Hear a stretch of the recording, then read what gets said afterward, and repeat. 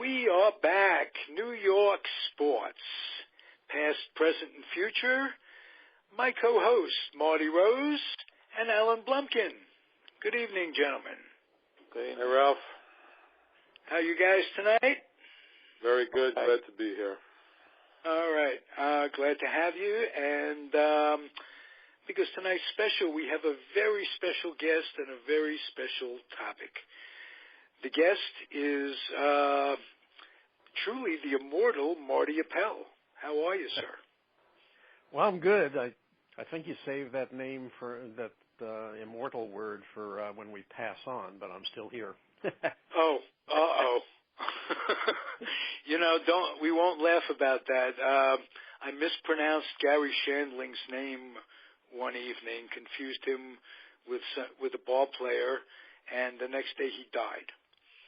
Really? So it's just sometimes the vibes of comfortably zoned. You can get too comfortable. Never get too comfortable. I'll keep it in mind. But you are considered one of the two Yankee premier historians. You and Peter Golenbach, another co-host of mine on another show on this very network, and you guys are the mavens. What can I tell you?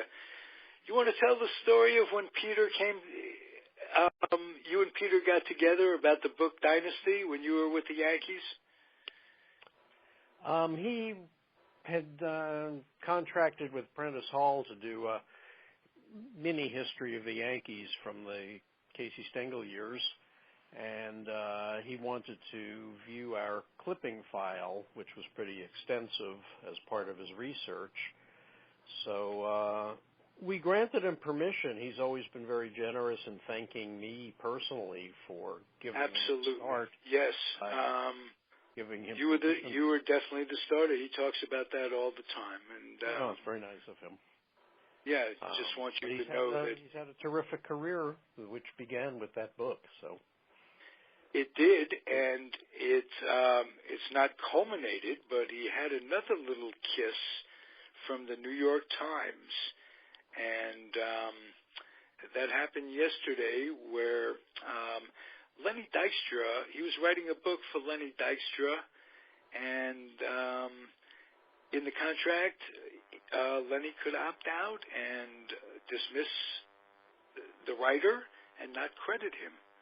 And so Lenny did, and didn't pay him, didn't credit him.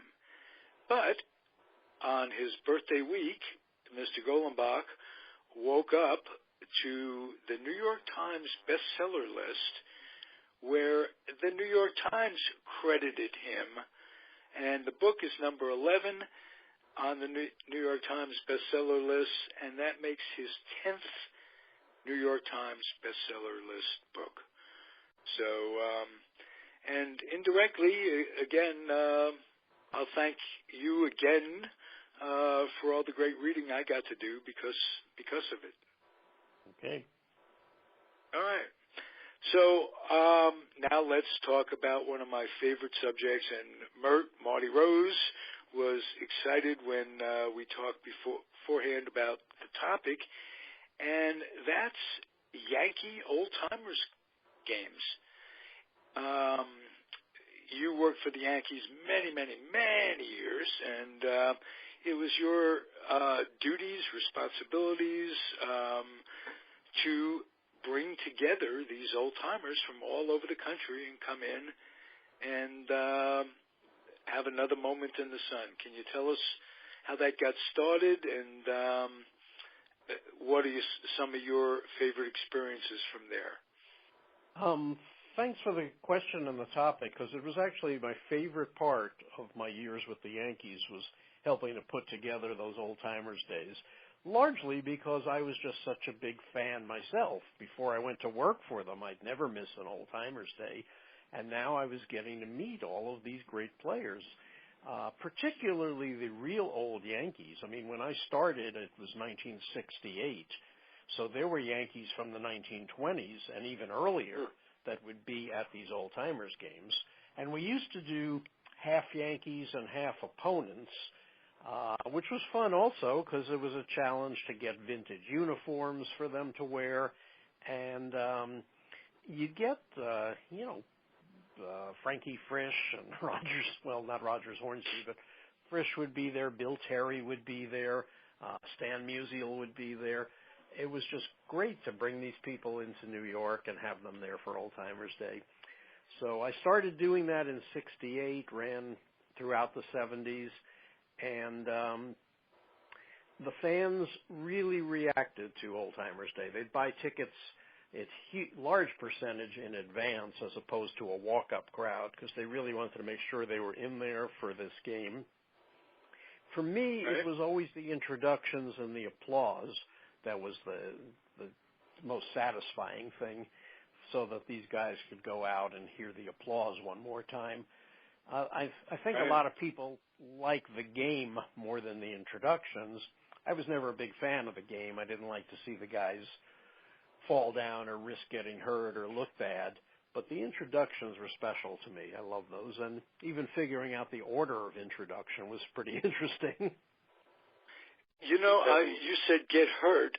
One of my close friends, Joe DeMaestri, came back for an All-Star game, and I think it was one of the Yankee All-Star game.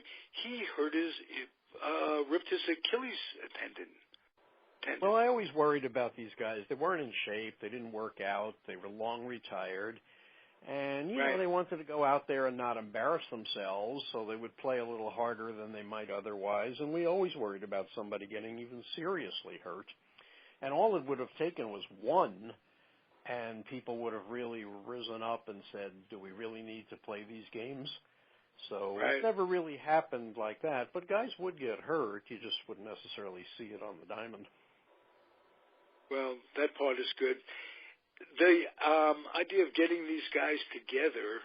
By the way, Ralph, what were the chances that 5 minutes before I went on with you, I typed a sentence with Joe DeMaestri's name in it? Whoa.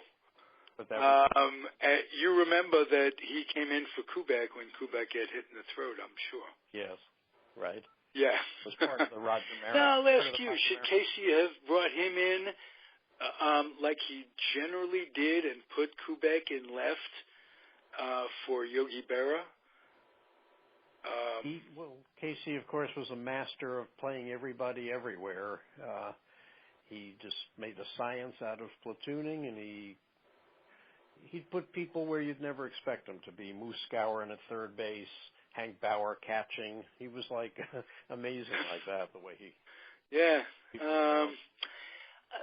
Let me ask the gentlemen, Alan and Marty, ask Marty Appel, if you would, what interests you? What are your questions about some of the people he brought back? How did he, whatever's on your mind, guys?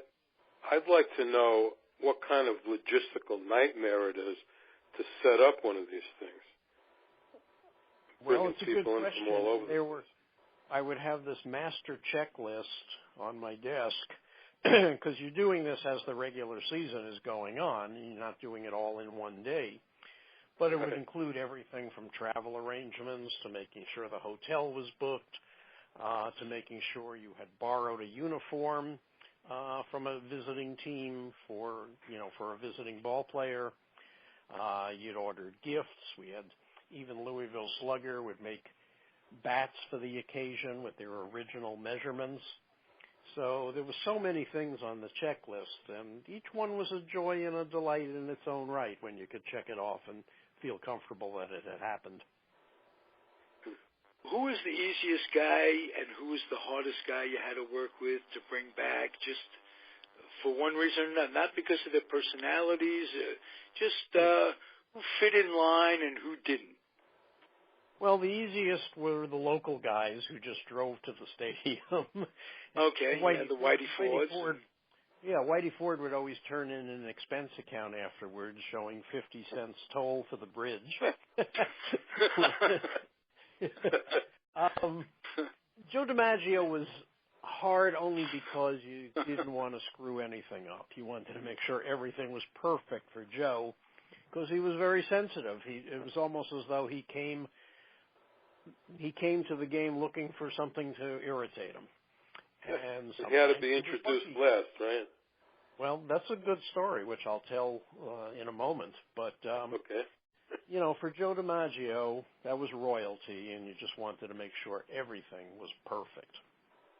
Now, I'll tell you the story about the order of introduction, because this is an often told tale, but you don't always hear the back end of it. One year, Mickey Mantle was introduced after Joe DiMaggio. And the last introduction is kind of the honored spot.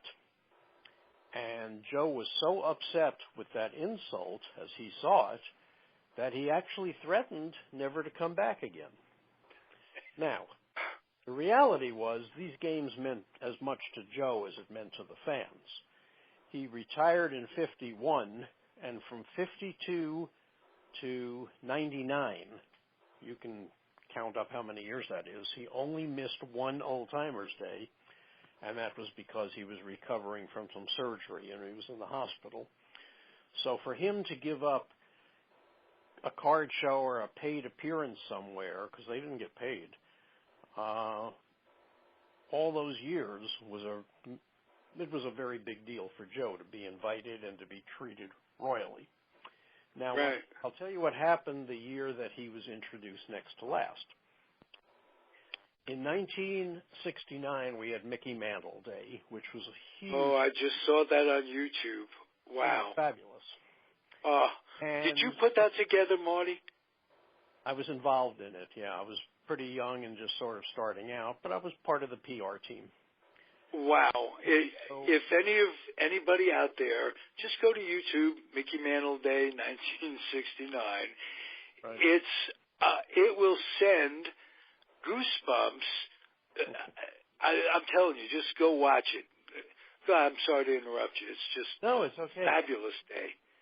Well, he got such an incredible ovation, and Old Timers Day was just a few weeks later, and we introduced Mantle next to last and DiMaggio last. But Mantle's popularity was at such a height at that point. His fans were younger, more vocal, louder, and the Mantle introduction totally drowned out the DiMaggio introduction, so that when Frank Messer called on Joe DiMaggio, you couldn't hear anything he said, and it was still Mantle's cheers that were going on. So after the event was over, probably on Monday actually, we huddled around and we said, you know what, well, maybe we should introduce Joe next to last so he gets his full introduction and his full applause, and then Mickey. And it made a lot of sense at the time. We had no idea how insulted Joe would be over this. So we did it that one year, 1970. It was a disaster from a public relations standpoint because of Joe's reaction to it. And we never did it again, and we had to work hard to persuade him to come in 1971 and thereafter. But did he know your intent was not to embarrass him, but to put him in the limelight more?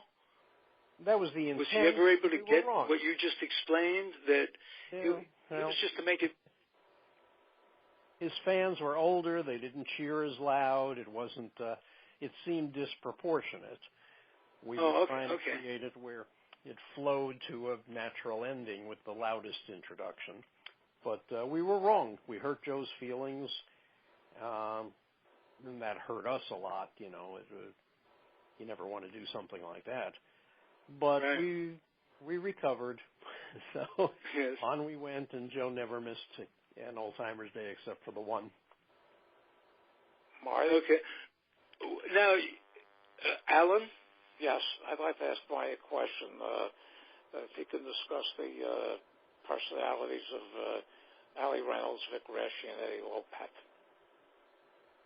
Well, the personalities? Well, yes. What were they like? Eddie Lopat was the easiest going. He was another local guy who'd pay his 50-cent toll to come.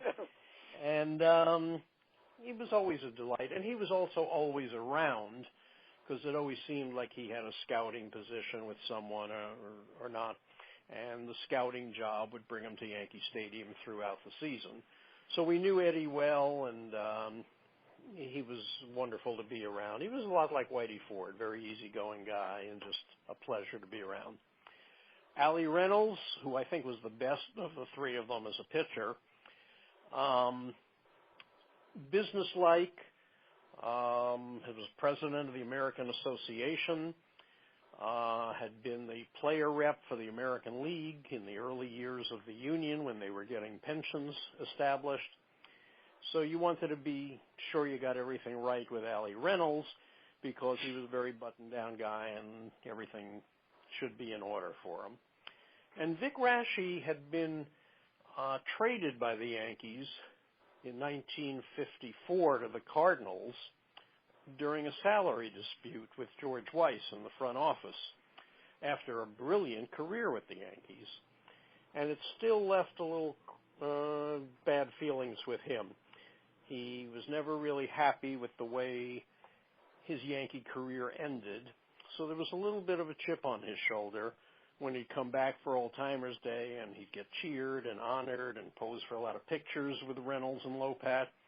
But he knew that his Yankee career ended on a bad note, and that always lingered. Yeah, especially after they won 5 in a row. They lost the year they got rid of him. Right, exactly. But the year they lost, they won more games than they'd won in any of the other years in the dynasty. And Cleveland just went nuts that year with the greatest pitching staff in history. That's and then the irony of them losing to my New York Giants. That didn't hurt my feelings as an 8-year-old. Another irony of the story is that Raschi went to the Cardinals and gave up Hank Aaron's first home run. He also gave up Whitey Ford's first home run. Raschi? He did. Yeah, when he was pitching for the Kansas City A's in 1955. And Whitey took him deep in 1955? Right, in 1955. You can look it up, as Casey used to say. That's very nice. And when Raschi was sold, I was 10 years old, and I spent most of the night crying. I heard it on the radio at 6 o'clock in the afternoon, and I was crying all night because I couldn't understand it. Well, that's one I didn't know. Thank you for that information. You're welcome. I have the same feelings as when Magley got traded. I was the same age and felt the same way. I just literally cried. I mean, that was not right, Magley, a Dodger. A lot of things aren't right. How did Billy Martin, coming back to Old Timers Day, the year that he was announced on Old Timers Day as the next manager of the Yankees. Wow. You want to tell us about that? Well, there were 2 Old Timers Days in which Billy was prominent, the first of which was in 1975 when he replaced Bill Verdon. We were playing at Shea Stadium. It was Old Timers Day. He was an invited guest. I'm sorry, let me back up a second. Verdon was the manager. Martin had been fired by the Texas Rangers a few weeks earlier. Now, we did not invite Martin to Old Timers Day because Gabe Paul, our general manager, felt we shouldn't invite guys who were managers or coaches on other teams. It's disruptive. So Texas Rangers came to Shea Stadium where we were playing, say in May or June, and I got summoned to Billy Martin's office in the visiting clubhouse. The visiting clubhouse attendant, Mickey Rendine, called me and said Billy wanted to see me. Me? So I went down there, and he said, I understand your invitations for Old Timers Day are out, and I wasn't on them. I got to be there. I'm a Yankee, and this is wrong. And I'm like, well, Billy, I have no dispute with you on that. It's just Gabe Paul set this policy of not inviting active managers and coaches. And Billy said, well, the hell with that. I want to be there. You make sure I get invited. And, of course, I said, okay, knowing I was just going to discuss it with Gabe Paul. But I didn't want Billy to punch me out right there, you know. He wanted. So then he's too smart for that because he always wanted to be a Yankee. Well, always. The story gets a little more interesting because as soon as I said okay, he then says, and don't forget Charlie Silvera, my coach. Charlie Silvera had been a Yankee, of course. So I'm like, okay, no problem. So, you know, I just learned. I didn't realize Charlie Silvera coached for him in Texas. Yeah, I did. I know he did in Detroit, but I didn't know Texas. But that's okay. Trust me, he did because I do. Eating well. So on Monday, I said to Gabe Paul, you know, we got to. I think I invited Billy Martin and Charlie Silvera on Saturday. So you got a number 29 for Charlie Silvera. Well, How's that for? We still had Pete Sheehy doling out the uniform, so he always got the numbers right. Well, anyway, we did not invite Billy and Charlie Silvera. We had to reverse the Marty decision and go with the Gabe Paul rule. Whoa. I wasn't looking forward to the next time I would see Billy Martin. I could well imagine. The next time I saw him, he was hired after getting fired by Texas. He was hired as the Yankee manager. Gabe Paul flew out to Colorado to track him down and make him an offer. So on Alzheimer's Day, he became the Yankee manager, and he said to me on that day, I told you I'd be here. No invite, but there he got in anyway. Absolutely. And then a couple of years later, he got fired. There was a public backlash. Mr. Steinbrenner felt that backlash, and he decided to recant the firing and bring Billy back on Old-Timers Day to announce that he would succeed Bob Lemon in another year and get his old job back. So those were the Bronx Zoo years, and one was crazier than the next. And Bob Lemon did not know about that, right? Bob Lemon did not know about that? Right. They announced it, and without him knowing about it? Without him knowing about it. Yep. Wow.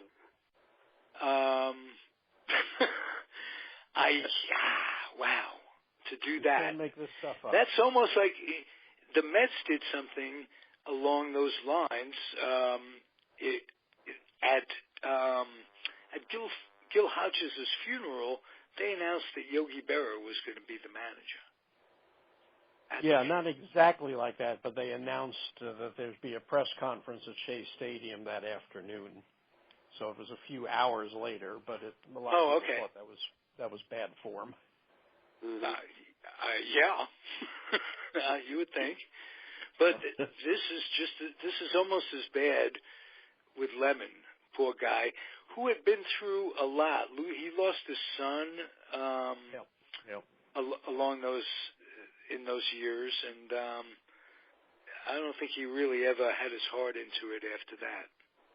No, I've read that. That's all true, right? He lost his son in a car accident in Arizona just a few weeks after winning the World Series in '78. Oh, yeah. Not good.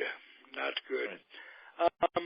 Marty, your turn. Marty Rose, your turn to ask a question.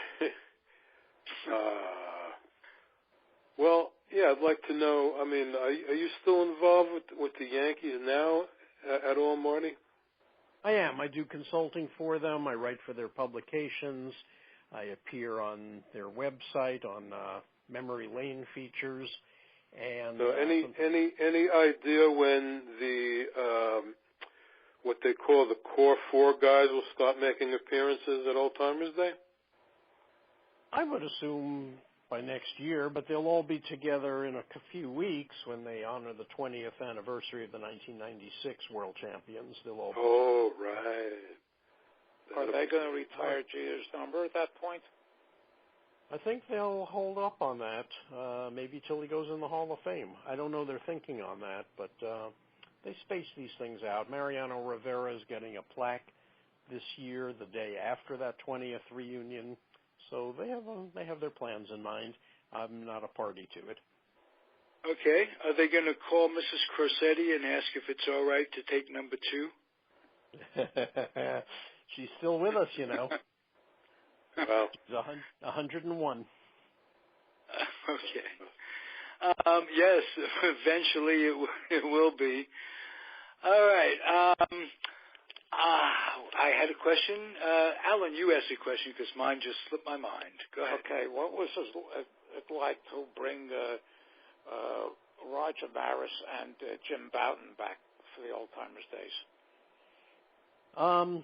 Maris was a reluctant guest because he just felt he'd be booed. He thought his reputation with the fans in New York was bad. And I used to call him every year and invite him. He was always very nice to me. He'd say, Marty, I appreciate the call, but what do I need that for? Why do I have to go back there and hear the boos? And I would say, you know, Roger, a lot has changed. I don't think you would be booed. I really think the fans are all, they love you now. And he said, nah, I don't think so. I don't think I will.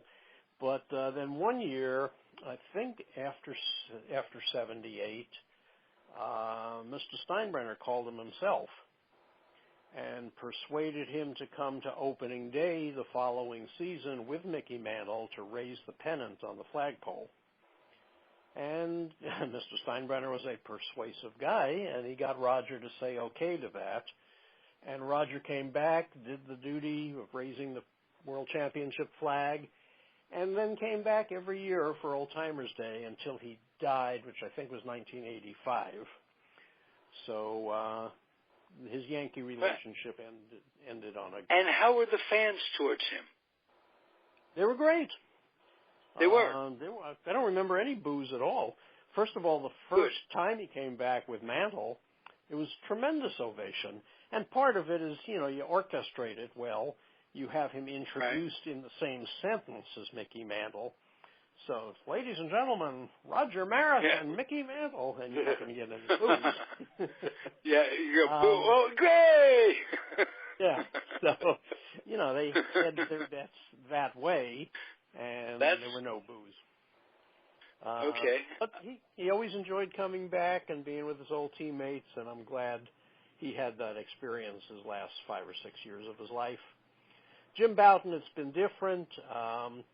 He was only invited back a couple of times. He had lost his son in a car accident, and I think his daughter wrote a letter to the Yankees about how much it would mean to him, and he did go back a couple of times. I'm pretty friendly with Jim, and I said to him once, do you ever, in any moments at all, have any regrets about writing the book, Ball 4, for what it meant in your post-baseball life, that you'd be excluded from everything? And his answer was, oh, I didn't need the book. I would have been excluded from everything anyway. So he had a philosophical outlook on things. That is a great line. A great book. It rose a lot of hairs on the back of people's necks at the time. Who was Mantle ever mad? I mean, I'll just leave that question. Fine. Was Mantle ever mad? He was never mad, and he was fine. In fact, just like a couple of years later, he and Whitey collaborated on a book with Joe D'Urso of the New York Times, and they told all the same stories Bouton told. So, if anything exonerated Jim Bouton, it was that. All right. My favorite story was the 96, the All-Star game where Mantle and Ford played golf out in San Francisco, and they charged everything to Horace Stoneham, and Stoneham promised to let them off the hook if Whitey Ford struck out Willie Mays in the All-Star game. Willie Mays used to own Whitey Ford. So Ford said he loaded up a spitball when he had 2 strikes on him, and he struck Mays out, and Mantle in center field was jumping up and down like crazy. Nobody could understand why. True story. He was free of the debt for the golf experience. Yeah, they charged all kinds of golf balls and shirts and sweaters, and they had a lot of fun, those 3 guys together. Absolutely.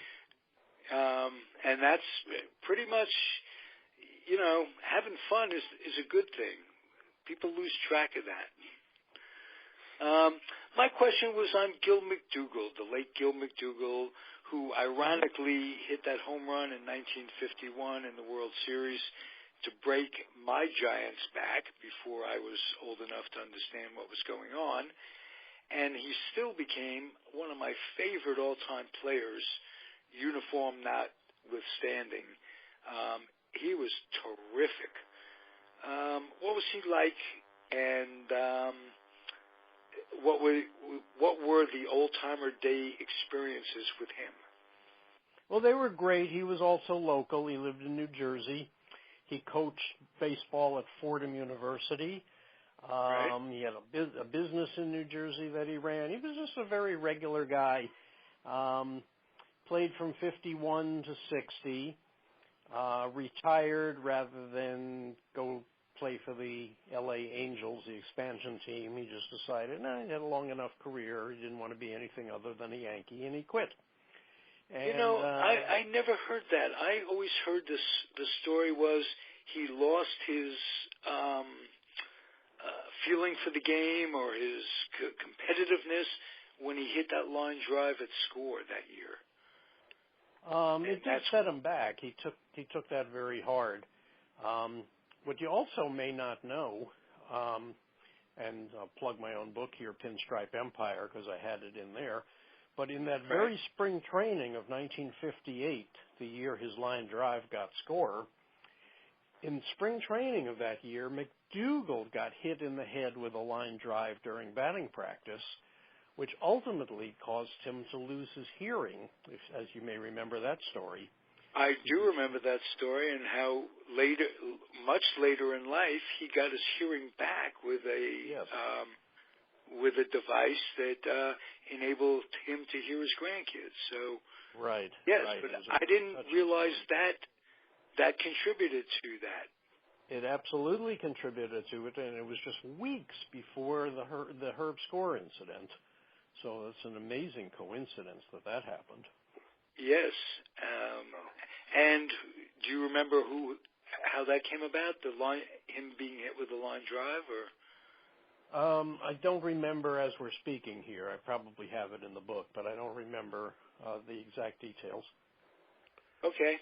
Well, let me just plug Gil McDougall, and then I'm going to plug another book that you wrote, which I really admire you for, the children's edition of Pinstripe Empire. I want you to talk about that, because of all the things written, bringing kids into the game is very important, because for a number of reasons. And what with the Yankee great tradition, your book is very well needed. I just wanted to plug the fact that Gil McDougall played third base in 51, second base and shortstop in other years, where he was the full-time second baseman, shortstop, and third baseman on championship teams. And an all-star at each position. Right. And that is the ultimate in versatility, and he gets a lot of kudos from me, because jack of all trades is an important thing in life. You can't just do one thing well. In my case, I'd be happy to do one thing well, but others find that it's important to have a number of skills just to get by in life. And baseball is a microcosm of life, so I use the Gil McDougall analogy for that. Okay. And, Marty, yes. could you discuss Or is it the other one? Hank Bauer and Gene Woodling for me, please? Two very likable guys. Woodling, a little less enamored of the whole Yankee mystique. He was like, baseball was his business. It was his job. When he was platooning, he wasn't very happy because it was keeping his salary down. He was anxious to move on, and he did. And he never thought of himself as a pinstripe hero. It was, he played wherever his current paycheck was coming from, and he was fine. Very good guy, very professional guy. Told me a great story one day. He was on the 5 straight world champions of Casey Stengel. Yes. And then he wound up playing on the 62 Mets for Casey, the original Mets. Yes, he did. He said, I'm sitting in the dugout. We're getting hammered 15-2. And Casey's pacing up and down the dugout, and our eyes meet, and Casey winks at me and says, "Ain't like the old days, is it?" I thought that was a great story. That's nice. Bauer was a ball player's ball player, probably the most underrated of all those Yankees of the 50s. Just a great Yankee, a Marine, a gutsy guy on the field, really ran well, didn't look like a speedster, but he had great instincts on the base paths, was a leadoff hitter, had a 17-game streak in the World Series. And then he winds up managing the Baltimore Orioles to a world championship. So he was a real leader. Yeah. He probably could have been a great Yankee manager if the timing had been right. But always a pleasure to deal with Hank Bauer. Nice. How about Irv Noren? I had trouble saying that. Another guy that Billy Martin used to rescue and give coaching jobs to along the way. Right, he was... Casey liked him a lot, and Casey went to bat for him one year when he played hurt a lot of the year, and then there was a deal in the works where he was going to get traded away from the Yankees, and Casey went to George Weiss, the general manager, and said, "You can't take his World Series money away from him after he played his heart out for us while he was injured. Let him have the season, So Casey stood it up for him, and he didn't get traded, and he got a World Series share, which meant so much to the players in those days. Yeah. Interesting you mentioned Casey sticking up for a player, and the player that Casey probably loved the most, Billy Martin, he didn't have an effect on George Weiss when George Weiss was going to trade him after the Copacabana incident. Well, Billy always resented that Casey didn't stick up for him. And Casey used to tell his close friends, he makes too much of that. This was his profession. This was his business. Players get traded. Grow up. And that was Casey's take on it. And I'd like to know about the real Yogi Berra, not the caricature that everybody thinks about. What about the real man? He was the same guy. Very moral, decent man, great family man. Did say most of those things that are attributed to him, or if he didn't, he would have, because he did talk like that. I may have been privileged, I can't swear this, but I may have been there for the last Yogiism. I went to visit him, it turned out to be 3 weeks before he died, in an assisted living facility in New Jersey. And I stayed about an hour, and when it was time to go, he turned to the nurse who was in the room, and he said to the nurse, "What time is 3:30 Mass?"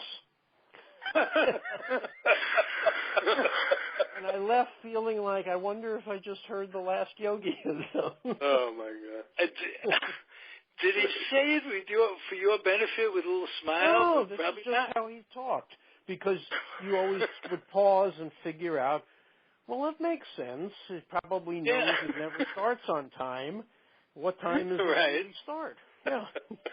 Right. Like, I just read one where somebody asked him what time it is, and he said, "You mean now?" Yeah. Right, yeah. Joe Garagiola made up a lot of them. But as I say, if he didn't make them up, he might have eventually gotten around to saying them anyway. This wouldn't be complete. Were you there when Joe Garagiola and Red Barber were in the same booth? Yes. That would be Did 65. they not like each other a lot? Not really. Because Red didn't have much use for former players who became announcers. It wasn't personal. It was just his feeling about the profession. Okay.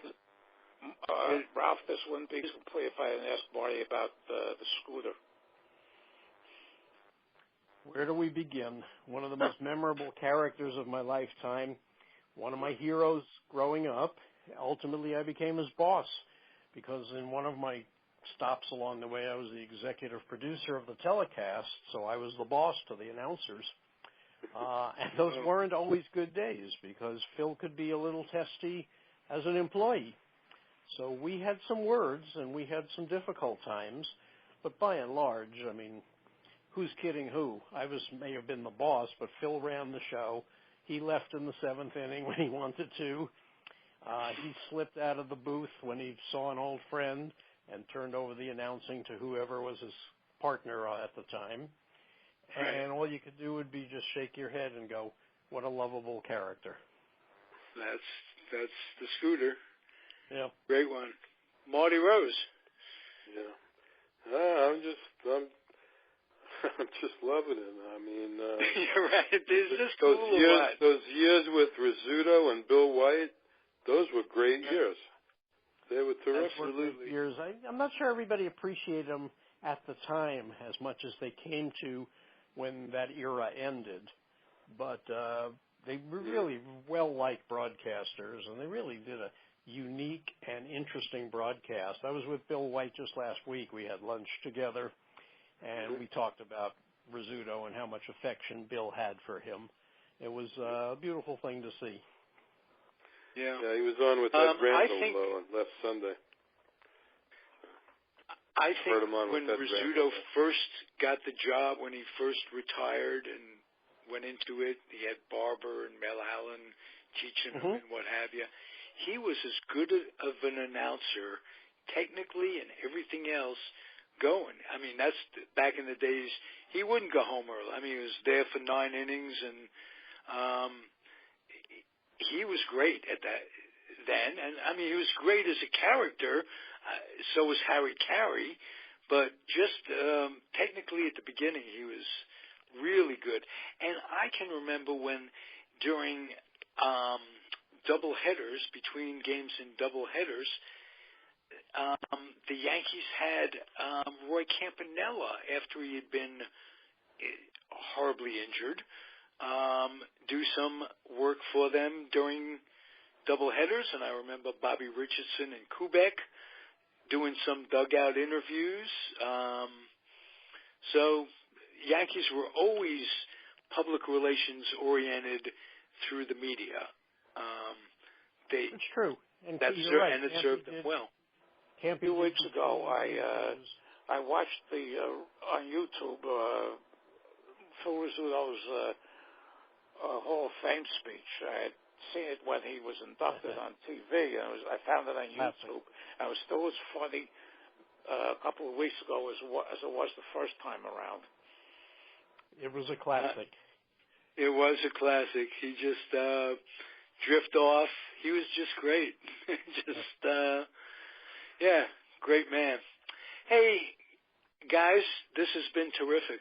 I hope you'll come back yet again, Marty. Always enjoy it. Thanks for having me. Thank you for your time. Guys, you guys know how I dig the hell out of this. And this has been especially fun. So we'll catch you next time. I'll end it the way I generally do. Tell everybody to hang in there. Ups and downs, over and out. Keep it on one level, and we'll see you next week. Thank you, gentlemen. Thank you. Bye for now. Have a great night. Marty. Bye-bye. Bye now.